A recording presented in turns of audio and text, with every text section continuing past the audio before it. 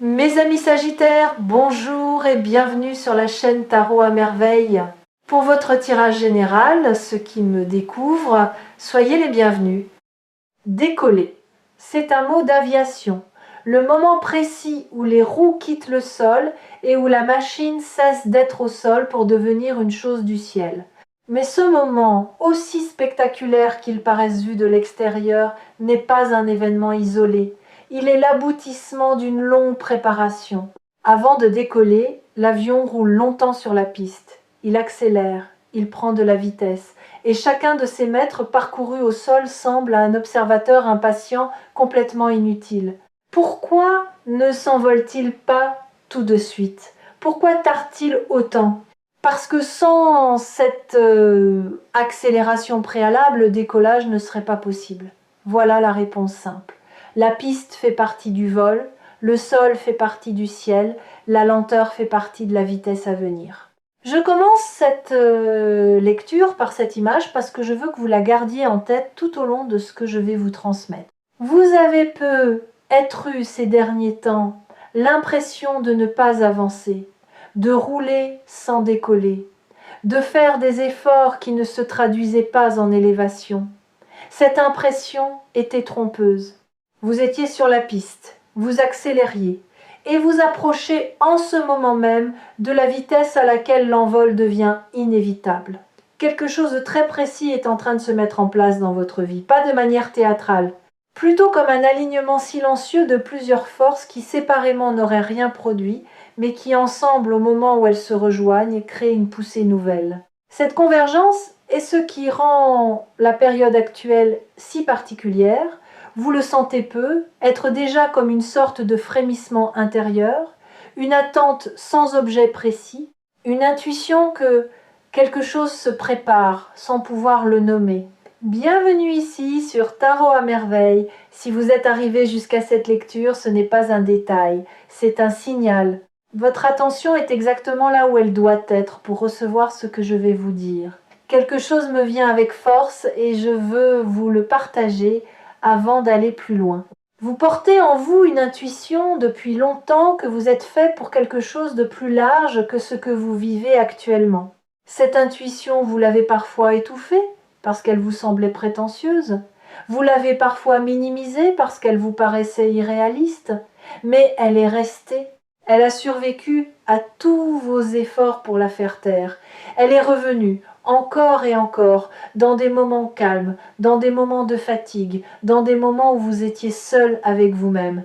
Cette intuition n'était pas une illusion, c'était pas non plus de l'orgueil mal placé, c'était la voix de quelque chose en vous qui sait, qui a toujours su, qui attend simplement le moment où le contexte extérieur permettrait à cette connaissance intérieure de s'incarner, et le contexte extérieur en ce moment est en train de s'aligner. Ce n'est pas vous qui changez, c'est plutôt qu'enfin vous allez pouvoir être pleinement ce que vous étiez déjà. La différence est subtile, mais elle est essentielle.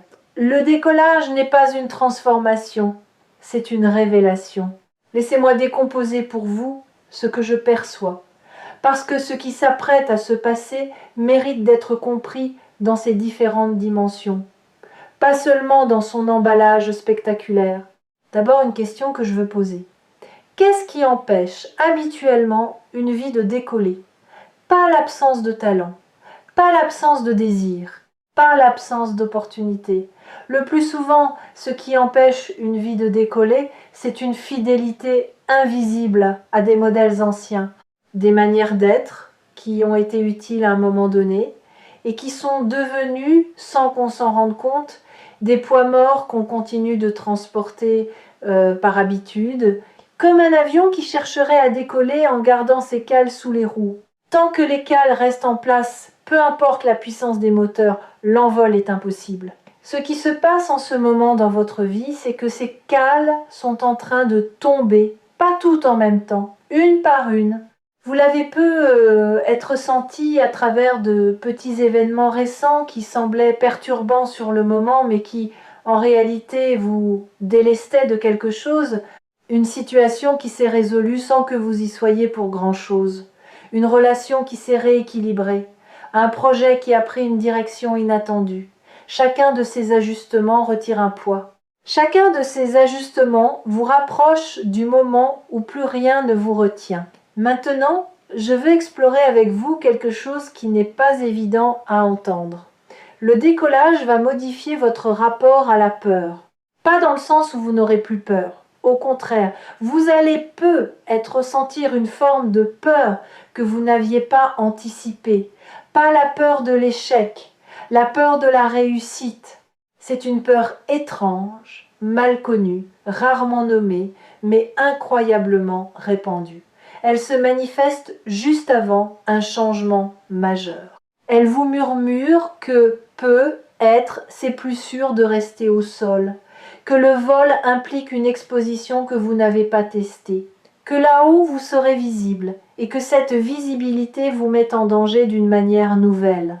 Cette peur n'est pas votre ennemi, elle est juste un signal qui indique que vous touchez à quelque chose de réel. Si vous ne sentiez aucune appréhension, c'est que rien d'important ne serait sur le point de se produire. Acceptez cette peur, reconnaissez-la et avancez tout de même. Parce que la vie qui se prépare pour vous est plus large que la vie que vous quittez. Et toute expansion s'accompagne d'un moment de vertige. Ce vertige est temporaire. La nouvelle amplitude, elle, est durable. Il y a aussi quelque chose à dire sur la visibilité. Vous avez être passé une grande partie de votre vie à préférer la discrétion. Pas par manque d'ambition, mais par une certaine pudeur. Une préférence pour la profondeur sur l'éclat. Une méfiance instinctive à l'égard de ceux qui se montrent trop. Cette discrétion a eu sa beauté. Elle vous a permis de cultiver des choses précieuses loin du regard des autres. Mais elle a aussi parfois servi de paravent à une peur plus subtile, celle d'être pleinement vue. Cette peur va se présenter à vous d'une manière nouvelle pendant cette période, parce que un décollage rend visible. Vous ne pouvez pas voler en restant invisible. Et il faudra que vous fassiez la paix avec cette visibilité naissante. Pas en devenant quelqu'un d'autre, pas en cherchant la lumière pour la lumière, mais en acceptant que ce que vous portez mérite d'être vu et que cacher sa lumière n'est pas une vertu mais une fuite. Vous allez expérimenter dans les jours qui viennent des situations où vous serez tenté de vous dérober. Une opportunité qui vous mettrait en avant, une question qui appellerait votre point de vue, un projet qui demanderait votre signature. Observez ces moments, sentez la tentation du retrait et choisissez consciemment cette fois de rester, de vous montrer, de prendre la place qui vous est offerte. Cette pratique, répétée, va dénouer une tension ancienne et libérer une amplitude que vous ne soupçonnez pas. Je voudrais maintenant vous parler de la qualité particulière de ce décollage, parce qu'il est important de pouvoir le reconnaître quand il se produira. Ce décollage n'est pas une explosion, ce n'est pas un événement bruyant, c'est plutôt une sorte de glissement progressif où vous réalisez presque sans transition claire que les choses qui vous semblaient lourdes hier sont devenues légères aujourd'hui. Vous vous lèverez un matin et vous remarquerez que cette préoccupation qui vous suivait depuis des mois ne vous suit plus. Vous traverserez une situation qui aurait dû vous coûter beaucoup d'énergie et vous constaterez que vous l'avez traversée presque sans effort. Ces petits écarts par rapport à votre ancien fonctionnement sont les premiers signes du décollage en cours. Cela ne ressemblera pas à ce que vous avez être imaginé. Vous n'allez pas avoir un grand moment de gloire avec des trompettes. Vous allez avoir une succession de petites confirmations qui, mises bout à bout, vont dessiner une nouvelle réalité. Et un jour peut être à mi-chemin d'un trajet ordinaire où, pendant que vous ferez quelque chose de simple, vous vous direz « Tiens, ma vie ne ressemble plus à ce qu'elle était ». Et ce constat, simple et puissant, sera la mesure du chemin parcouru. J'aimerais aborder un aspect que beaucoup ne mesurent pas avant qu'il ne se manifeste. Le décollage modifie la façon dont les autres vous perçoivent. Pas parce que vous changez ce que vous montrez, parce que votre fréquence change et que les gens captent cette fréquence avant même de pouvoir l'analyser. Vous allez remarquer que certaines personnes vous adressent la parole différemment, avec un peu plus d'attention, un peu plus de respect spontané. Vous ne saurez pas toujours pourquoi. Vous penserez peut-être que c'est un hasard, mais ce n'est pas un hasard. C'est simplement que votre énergie a changé de qualité et que cette nouvelle qualité appelle une autre manière d'être en relation avec vous. Les humains sentent ces choses, même quand ils ne savent pas les nommer. À l'inverse, certaines personnes vont s'éloigner, pas de manière agressive, plutôt comme un éloignement naturel, presque incompréhensible. Ces personnes étaient connectées à l'ancienne version de vous. Quand vous changez de fréquence, le lien qui les retenait se distend. Ce n'est pas un drame. Ce n'est pas non plus un échec relationnel. C'est juste la physique invisible des affinités qui se réorganisent. Laissez ces éloignements se faire sans culpabilité. Ce qui doit rester restera. Ce qui doit partir partira pour libérer de la place, pour de nouvelles connexions plus alignées avec qui vous devenez. Je voudrais maintenant aborder une dimension intérieure de ce décollage. C'est la transformation de votre rapport au temps.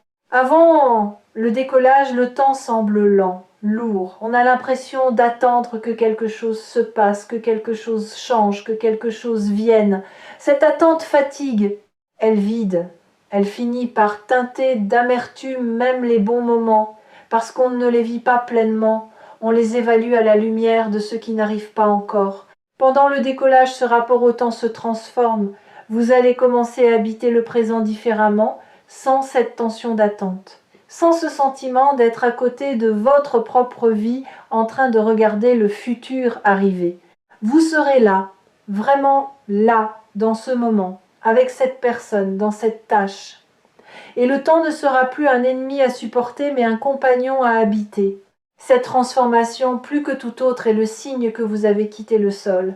Quand on est en l'air, on ne compte plus les minutes. On regarde par le hublot, on respire différemment. Le temps se déploie d'une autre manière, plus vaste, plus respiré. Ce changement de rapport au temps a aussi un effet sur la mémoire. Vous allez vous souvenir de choses oubliées, pas forcément des grands événements, plutôt de petits moments qui vous reviendront avec une étrange précision. L'odeur d'un endroit, la lumière d'un certain après-midi, une phrase prononcée par quelqu'un. Ces souvenirs ne reviennent pas par hasard. Ils reviennent parce qu'ils contiennent une information dont vous avez besoin pour cette nouvelle phase. Une information que votre conscience d'aujourd'hui peut enfin recevoir alors qu'elle ne pouvait pas la traiter à l'époque. Accueillez ces remontées de mémoire sans les analyser de force. Laissez-les vous dire ce qu'elles ont à dire. Parfois c'est une émotion enfouie qui demande à être enfin ressentie. Parfois c'est une qualité que vous aviez à un moment de votre vie et que vous avez oubliée. Parfois c'est simplement la confirmation que vous êtes le même être, en continuité malgré tous les changements. Cette continuité intérieure, plus que toute autre chose, est ce qui rend possible un envol durable. On ne décolle pas en se reniant, on décolle en s'intégrant. Sur Tarot à merveille, je rappelle souvent une chose qui surprend les gens, le décollage n'est pas une récompense pour ceux qui ont assez attendu. C'est une conséquence naturelle pour ceux qui ont assez transformé. La différence est immense. L'attente passive ne fait pas décoller. Le travail intérieur, lui, prépare la piste.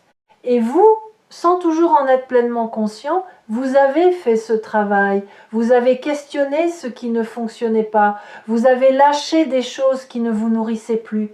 Vous avez peut-être pleuré, douté, avancé en zigzag, mais vous avez avancé. Et c'est cette accumulation invisible qui produit maintenant son effet visible. Je voudrais introduire une nuance importante. Le mot décoller peut faire penser à une accélération, à de la vitesse. Mais en réalité, ce qui caractérise un avion en vol, c'est pas tellement sa vitesse, c'est sa stabilité. À haute altitude, dans de bonnes conditions, un avion ne donne presque pas l'impression de bouger. Vous regardez par la fenêtre et vous voyez le sol défiler très lentement alors que vous filez à plusieurs centaines de km/h. Cette stabilité est l'une des qualités les plus précieuses du vol. Votre vie qui décolle ressemblera à cela. Vous n'aurez pas l'impression de vivre dans la frénésie. Vous aurez plutôt l'impression d'avoir trouvé une forme de calme intérieur que vous cherchiez depuis longtemps sans savoir le nommer. Les choses se feront mais sans agitation. Les opportunités viendront, mais sans précipitation forcée. Cette stabilité tranquille est le signe que vous êtes en l'air. C'est seulement quand on tente de décoller de manière forcée par la volonté seule qu'il y a turbulence. Quand le décollage se fait dans son temps juste, il y a fluidité. Cette fluidité va aussi se traduire dans votre créativité. Vous allez avoir des idées qui viennent plus facilement qu'avant, des solutions qui apparaissent presque toutes seules à des problèmes que vous tourniez et retourniez sans aboutir, des inspirations qui vous traversent sans que vous ayez à les chercher. C'est un effet bien connu de l'alignement intérieur. La créativité cesse d'être un effort et redevient ce qu'elle est essentiellement, une expression naturelle de l'âme qui se sent libre. Notez ces idées quand elles arrivent, pas pour les juger immédiatement, pas pour décider tout de suite si elles sont bonnes ou mauvaises, juste pour les saisir. Les inspirations sont parfois timides. Si on ne les accueille pas dès le premier passage, elles se retirent et ne reviennent pas toujours. Ayez un carnet ou un coin de votre téléphone où vous pouvez attraper ces idées au vol. Vous y reviendrez plus tard, et certaines, qui paraissaient anodines au moment où elles sont passées, se révéleront porter quelque chose d'important. Permettez-moi maintenant de vous parler d'une dimension plus pratique. Que faire pendant cette période ? Pas grand-chose, en réalité. Et c'est ce qui peut surprendre. Beaucoup de personnes, sentant que quelque chose se prépare, se mettent à multiplier les actions pour accélérer le mouvement. C'est une erreur fréquente. À ce stade du processus, votre travail principal n'est pas d'agir davantage, il est de ne plus interférer, de faire confiance au mouvement qui s'est lancé sans vous, de laisser la piste se dérouler sans tirer sur le manche prématurément. Cela ne veut pas dire être passif, cela veut dire être présent sans être interventionniste. Continuez à faire vos choses ordinaires, allez à votre travail, prenez soin de vos relations, honorez vos engagements. Mais n'essayez pas de pousser la rivière. Le moment du décollage est précis et ne se laisse pas hâter. Il sait quand il doit arriver. Votre seul rôle est de ne pas le compromettre par excès de zèle. Une autre invitation, observez sans juger. Pendant cette période, beaucoup de choses vont vous traverser émotionnellement, des moments de joie sans cause apparente, des moments de tristesse résiduelle qui semblent venir de loin, des bouffées d'enthousiasme, des pauses contemplatives. Tout cela fait partie de la libération en cours. Si vous essayez de figer une de ces émotions ou d'en chasser une autre, vous freinez le processus. Laissez-les passer. Saluez-les comme on salue les nuages qui défilent dans un ciel d'été. Aucune ne mérite qu'on s'y accroche, aucune ne doit être combattue. Elles sont des passagères et leur passage est précisément ce qui vous allège. Je veux maintenant vous parler d'une chose dont peu de lectures spirituelles parlent franchement. C'est l'humilité particulière qui accompagne un vrai décollage. Quand votre vie décolle, vous pourriez croire que cela vous donne le droit d'être plus sûr, plus affirmé, plus catégorique. C'est l'inverse qui se produit chez les personnes qui décollent vraiment. Elles deviennent plus humbles, pas humbles au sens d'effacer, humbles au sens de profondément conscientes que ce qui leur arrive n'est pas seulement le fruit de leur volonté. Elles voient la part de grâce, elles voient les soutiens invisibles, elles voient les hasards qui n'en étaient pas, et cette conscience les rend plus douces, plus disponibles, plus reconnaissantes. Cette qualité va naître en vous pendant cette période. Vous remarquerez que votre besoin de prouver diminue, que votre besoin d'avoir raison s'estompe, que vous prenez moins personnellement les avis des autres. Cette diminution n'est pas une faiblesse, c'est l'inverse. C'est le signe que vous reposez sur une base intérieure plus solide, qui n'a plus besoin de la validation extérieure pour se sentir légitime. Et cette solidité-là, ironiquement, attire bien plus d'approbation que toutes les tentatives bruyantes pour l'obtenir. J'aimerais maintenant vous parler des 3 zones de votre vie où vous allez le plus sentir ce décollage, pas pour vous limiter à ces zones, mais pour aiguiser votre attention. La première zone, c'est votre rapport à votre propre potentiel. Pendant longtemps, vous avez peu être eu une idée légèrement floue de ce dont vous étiez capable. Vous saviez que vous aviez des qualités, mais vous n'arriviez pas à les voir avec netteté. Cette zone va se clarifier rapidement. Vous allez voir presque comme si quelqu'un avait essuyé une vitre qui vous êtes vraiment et ce que vous portez. Cette clarté ne sera pas accompagnée d'orgueil. Elle aura plutôt la qualité d'une simple constatation, comme on remarquerait en rangeant ses affaires qu'on possède quelque chose qu'on avait oublié. Et cette redécouverte de soi-même va débloquer une énergie considérable. La deuxième zone, c'est votre relation aux autres. Pas seulement aux autres dans votre cercle proche, mais à l'humanité en général. Quelque chose en vous se réajuste. Vous commencez à voir les gens différemment, avec moins de filtres protecteurs, avec plus de discernement aussi. Vous reconnaissez plus rapidement les personnes alignées avec vous et les personnes qui ne le sont pas, sans jugement excessif, juste avec une lucidité claire. Cette lucidité va guider vos prochains choix relationnels et vous épargner beaucoup de détours. La troisième zone est plus subtile. C'est votre rapport à votre propre histoire. Vous allez commencer à relire votre passé avec un regard neuf. Des événements qui vous semblaient être des échecs vont vous apparaître comme des préparations. Des périodes que vous regardiez avec amertume vont retrouver leur sens. Cette relecture intérieure est une libération profonde, parce qu'elle vous rend votre passé. Et un passé rendu, intégré, accepté, c'est une fondation sur laquelle on peut construire l'avenir. Tant qu'on rejette une partie de son histoire, on bâtit sur un sol fragile. Quand on l'accepte entièrement, le sol devient roc. Je voudrais aussi vous dire quelque chose à propos des doutes, parce qu'ils vont revenir, pas une fois, mais plusieurs fois. Et ce ne sera pas un signe d'échec. Au contraire, plus le décollage approche, plus l'esprit a tendance à proposer des objections. C'est presque mécanique. L'ancien équilibre cherche à se préserver en générant des arguments contre le changement. Vous allez entendre ces arguments.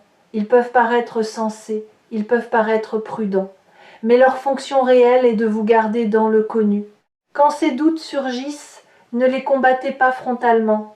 Notez-les, reconnaissez leur présence, mais ne leur donnez pas le pouvoir de décision.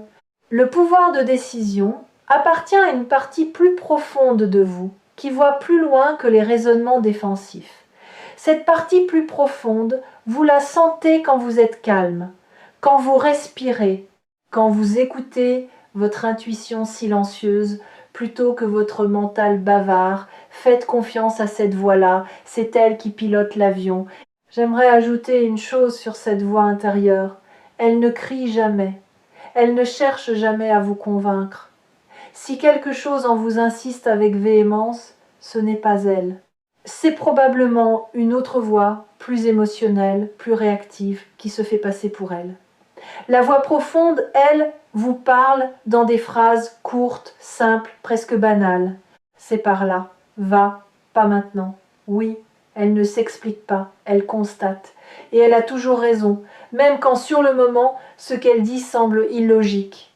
Apprendre à reconnaître cette voix, à la distinguer du bruit mental ambiant, est l'un des grands apprentissages de la vie spirituelle, et c'est une compétence qui se développe progressivement. Plus vous lui faites confiance, plus elle parle clairement, plus vous l'ignorez, plus elle se retire. Pendant cette période d'envol, elle va se manifester avec une netteté nouvelle. Saisissez cette occasion, établissez avec elle un dialogue plus régulier. Demandez-lui votre chemin quand vous êtes incertain, et osez la suivre, même quand sa réponse vous surprend. Je voudrais introduire une métaphore supplémentaire qui peut vous être utile. Pensez à une graine. Pendant la phase souterraine, la graine ne ressemble à rien. Elle est sombre, immobile, enterrée. Si vous la sortiez de terre pour vérifier qu'elle pousse bien, vous interromperiez son processus. La graine a besoin de l'obscurité pour se transformer. Elle a besoin de cette phase de non-visibilité pour préparer la sortie spectaculaire qui suivra. Vous avez peu être traversé une période enterrée ces derniers temps. Une période où vous aviez l'impression de ne rien produire de visible. Ne vous trompez pas sur cette phase. Elle n'était pas stérile. Elle était la phase souterraine de quelque chose qui se prépare à sortir. Et maintenant, la pousse approche de la surface. Bientôt, elle va percer.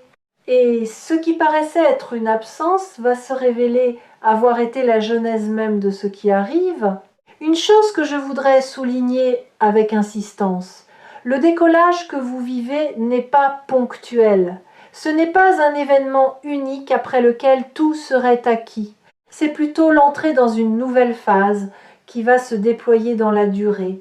Vous allez d'abord franchir le seuil, puis vous allez vous installer dans ce nouvel espace, puis vous allez y construire. Chaque étape a son rythme propre. Ne vous attendez pas à ce que tout se passe en une fois. C'est un processus, pas un coup d'éclat. Et c'est précisément ce qui en fait sa solidité. J'aimerais aborder un dernier point avant de conclure. C'est l'importance de ne pas vouloir comprendre tout de suite. Pendant cette période, certaines choses qui se passeront ne vous seront pas immédiatement compréhensibles. Vous prendrez une décision sans pouvoir totalement la justifier. Vous vous sentirez attiré par quelque chose sans savoir pourquoi. Vous repousserez quelque chose d'autre sans avoir d'argument rationnel. Tout cela est normal. C'est même le signe que vous êtes en contact avec une intelligence plus large que votre seule raison. Acceptez de naviguer dans une certaine mystère, pas par paresse, pas par fuite, par confiance, par la reconnaissance du fait que toutes les bonnes choses ne se laissent pas immédiatement expliquer. Que parfois on suit un mouvement parce qu'il est juste et que la justification viendra plus tard quand le déploiement aura permis de voir l'ensemble. Cette acceptation est une forme de maturité spirituelle. C'est aussi une condition pour que les choses puissent se déployer dans leur plénitude. Quelque chose me vient aussi sur la question de l'énergie pendant cette transition. Vous allez peu ressentir des fluctuations énergétiques inhabituelles. Des journées où vous serez porté par une vitalité presque enfantine, sans cause précise. Des journées plus contemplatives, où vous aurez besoin de vous retirer, de ne rien produire, de simplement être. Ne luttez ni contre les premières, ni contre les secondes. Toutes ces fluctuations font partie du même mouvement intérieur. Pendant les journées de haute vitalité, ne surengagez pas, ne prenez pas trop d'engagement. Ce serait tentant, parce que vous vous sentez capable de tout. Mais cette énergie est précieuse et elle peut être mieux utilisée si vous la canalisez plutôt que la dispersez. Choisissez une chose, une seule, qui vous tient particulièrement à cœur et donnez-lui votre énergie pleine. Vous serez surpris de la qualité du résultat. Pendant les journées plus calmes, accordez-vous le repos. Vraiment, sans culpabilité, sans cette petite voix qui vous reproche de ne pas être productif. Le repos n'est pas une absence d'action. C'est une action différente, plus subtile, qui se fait à un niveau que les yeux ne voient pas. Pendant que vous semblez ne rien faire, votre système intérieur continue le travail. Il intègre, il digère, il prépare. Faites-lui confiance et profitez de ses respirations comme on profiterait d'un cadeau. Sur Tarot à merveille, j'ai vu beaucoup de personnes manquer de très belles ouvertures simplement parce qu'elles voulaient comprendre avant d'avancer. Et l'univers, qui ne peut pas toujours expliquer en avance ce qu'il prépare, se voit obligé de retirer son offre. Ne soyez pas de ces personnes. Quand quelque chose vous appelle et que vous sentez en vous une forme de paix accompagnant cet appel, dites oui. Vous comprendrez pourquoi vous avez dit oui un peu plus tard. Le moment de l'élan n'est pas celui de l'analyse. Voilà ce que j'avais à vous transmettre aujourd'hui. Votre vie est en train de quitter le sol. Pas dans un bruit fracassant, mais dans une qualité d'allègement progressive qui vous étonne autant qu'elle vous porte. Les cales tombent, la piste se déroule, la poussée monte. Et bientôt, sans même que vous puissiez désigner précisément le moment, vous serez en l'air. Rappelez-vous ces quelque chose. N'essayez pas de précipiter ce qui est en train de se faire. Laissez les éloignements se faire sans culpabilité. Recevez les rapprochements avec gratitude. Ne soyez pas surpris par les moments de peur. Ne soyez pas découragé par les retours du doute. Faites confiance à votre intuition silencieuse plus qu'à votre mental bavard. et acceptez de ne pas tout comprendre sur le moment. Vous avez préparé ce décollage par tout ce que vous avez traversé. Ce qui vous a fait souffrir vous a aussi musclé. Ce qui vous a fait douter vous a aussi clarifié. Ce qui vous a fait pleurer vous a aussi adouci. Rien n'a été gaspillé. Tout a été préparation. Et maintenant, le résultat de cette préparation va commencer à se voir dans votre vie extérieure comme dans votre paysage intérieur. Faites-vous confiance. Vous savez plus que vous ne le croyez. Vous valez plus que vous ne l'admettez. Vous portez plus que vous ne le mesurez. Et l'envol qui s'annonce n'est pas une chance miraculeuse tombée du ciel. C'est la conséquence naturelle de ce que vous êtes devenu. Recevez cet envol comme on reçoit ce qui nous appartient déjà, sans excès d'humilité, sans excès d'orgueil, avec la simplicité de quelqu'un qui rentre chez lui. Et puisque je parle de rentrer chez soi, je voudrais vous laisser sur cette image avant de conclure. Ce qui vous arrive ne vous emmène pas vers un ailleurs étranger. Cela vous ramène à un endroit que vous connaissez en profondeur, même si vous ne l'aviez pas encore visité dans cette vie. C'est un retour autant qu'un départ. Un retour à votre amplitude juste, à votre place naturelle, à la version de vous-même qui n'avait jamais cessé d'exister mais qui attendait simplement les conditions pour se manifester pleinement. Quand l'envol se sera installé, vous aurez peut-être cette sensation étrange de ne pas vraiment vous reconnaître et de vous reconnaître pour la première fois en même temps. Les deux sensations cohabiteront sans contradiction parce que vous serez à la fois quelqu'un de nouveau et quelqu'un qui revient. C'est l'une des plus belles expériences qu'une vie puisse offrir. Et c'est exactement ce qui s'apprête à se produire pour vous. Faites confiance, le ciel vous attend, il vous a toujours attendu, et ce qui s'apprête à se déployer dans votre vie ne fait pas partie d'un miracle réservé à quelques privilégiés. C'est simplement le résultat naturel d'un long processus intérieur que vous avez mené avec courage, souvent sans en mesurer la portée. Reconnaissez-vous cette honnêteté, vous n'êtes pas chanceux, vous êtes prêt. Et la différence entre les deux est immense, parce que la chance s'épuise alors que la préparation, elle, s'incarne durablement. À très bientôt dans le ciel.